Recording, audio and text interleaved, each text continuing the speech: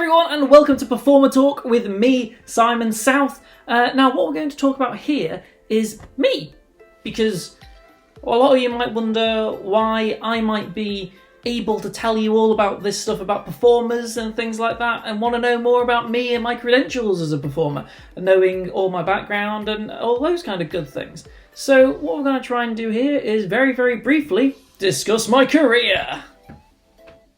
Now, obviously, what happens when you are a performer is you first decide that you want to be a performer. Obviously. So what happened with me, personally, was I did magic tricks all the way through primary school. I did them all the way through high school. I had a magic-themed birthday when I was in primary school, and that kind of gave me the bug. And then I just went on and on and on, learning new tricks, learning new things, learning incredible feats of prestidigitation, which is magic to everyone else. And what I decided to do with those skills when I reached college was that I was going to do more magic, obviously. And I decided that I would do Britain's Got Talent, and so I did Britain's Got Talent, and we will talk about that in another episode. But yes, I decided to do Britain's Got Talent, which was a wonderful confidence boost for me, and also meant that I could put Britain's Got Talent on my website, and all of a sudden people were amazed that me at 16 years old did Britain's Got Talent. And this was a long time ago, because I'm 28 now. I did it when I was 16, and so yes, it was a very long time ago. I think it was the second or the third series of Britain's Got Talent. So yeah, back then it was like, oh my god, a magician on Britain's Got Talent!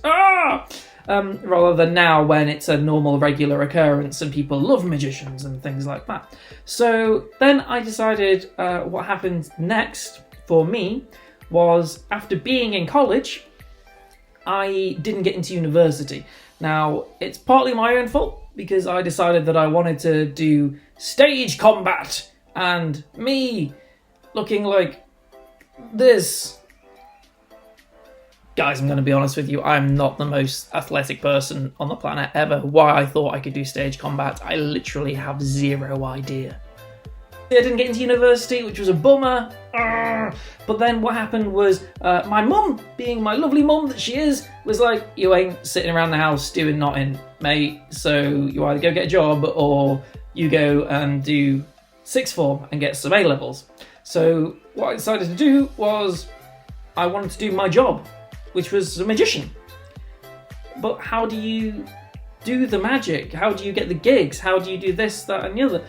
I was lucky enough to actually have, at 16, I had a residency at the Blue Coat Art Gallery in Liverpool during one of their art installations called Slow Magic. So magic slipped right in there. It was perfect. It was great. Really loved it. Enjoyed every minute of it. And also, I had a residency at a place called What's Cooking in Heswall, which was wonderful, and I learnt so much being there. It was brilliant. It was great. And then from there, obviously, I then went to college, and I got A-levels. Education! Whilst I was in college, I was building up my business as a cabaret entertainer and burlesque performer. When I say burlesque performer, by the way, I mean a performer on the burlesque circuit. I did not remove any items of clothing. So this was between the ages of 18 and 21 when I was doing this. And I was building up my career ever so slowly but surely as a go-to performer for the Northwest Cabaret Circuit, which was wonderful and it was great. And also, when I was 18, my dad, being the wonderful father that he is, obviously, decided that he was going to get me a mentoring session with another magician. Now, this was a massive step for me. I met a wonderful magician who has been on BBC Three's Colour Magic and now does wonderful, amazing, incredible things with Penguin Magic and other stuff. His name's Dee Christopher, and he is incredible. He is an alternative magician, which was really interesting to see how he fits his style into performing tricks and things like that.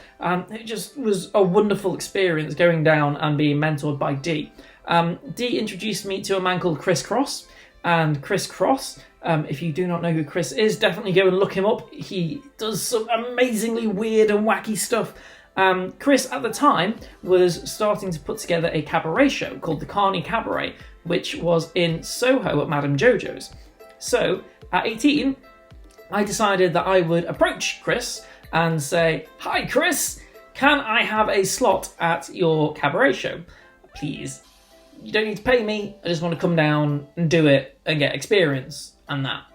And Chris was like, yeah, come down and do it, which was brilliant. And it was such a good feeling. So I went down to London, to Madame Jojo's in Soho, and I did close-up magic around the tables. And little did I know at the time that there was actually some really high-up magicians there that were watching the show that just happened to be friends of Chris that had come along and were watching and supporting. And I'm just there performing my normal stuff, just 18, being like, yeah, so pick a card, and not realising that I'm performing for someone that's been doing magic for 10, 15 years professionally and that. And luckily they played along and everything, and it was lovely. And it wasn't till like a few years afterwards I had that moment of going, I slowly died inside a little bit. But still, anyway, I went and did that. That was amazing. That was incredible. And then at 21, after college, I decided that I would take the big, massive, huge plunge, and I did the Edinburgh Fringe Festival. I am 21, doing my first ever Edinburgh Fringe Festival. I decided to go for 10 days, and I decided to call my show Simon South's Cat Flap of Opportunity, because in my head, it wasn't big enough to be a window of opportunity because I was only there 10 days, hence cat flap of opportunity. Don't worry that you didn't get the joke. No one else has ever, so don't worry. I went and did the Edinburgh Fringe Festival and I loved it. It was incredible, just immersing myself in there with performers that have been doing it for years and years and years and learning and it was just such a wonderful experience, and I can't put into words how fantastic going to Edinburgh is. You just need to go and do it. Whether you're a performer or not, go to Edinburgh and go and perform or just take part in it. It's incredible. It was absolutely mind-blowing to me how amazing this is, and it was there when I saw people that I had only looked up to, and and they were talking to me as if I was one of them, and it was like it was an incredible experience. I loved it so much. And so then what happened was I decided to be a professional magician. Obviously performing mainly at that time on the cabaret circuit and things. I had a double act at one point, and we did Edinburgh Fringe Festival together and things like that. And obviously building up corporate work, weddings and all that kind of thing. And then in 2016, I had the opportunity to go and perform at the House of Illusion in Spain, which, oh my goodness, if you have never heard of the House of Illusion and you're thinking of going to Spain, you need to go. It's in Salou. Go. It's amazing. It is a full evening of magic and entertainment, and it's just so good. And I can highly recommend you go. So I was there as the VIP close-up magician. I somehow got given the role as the VIP close-up magician, which was amazing for my first year there. And so from then I was helping out on stage with illusions and other bits and pieces, looking after the backstage area and other things. And we were doing 2 shows a day, 6 days a week.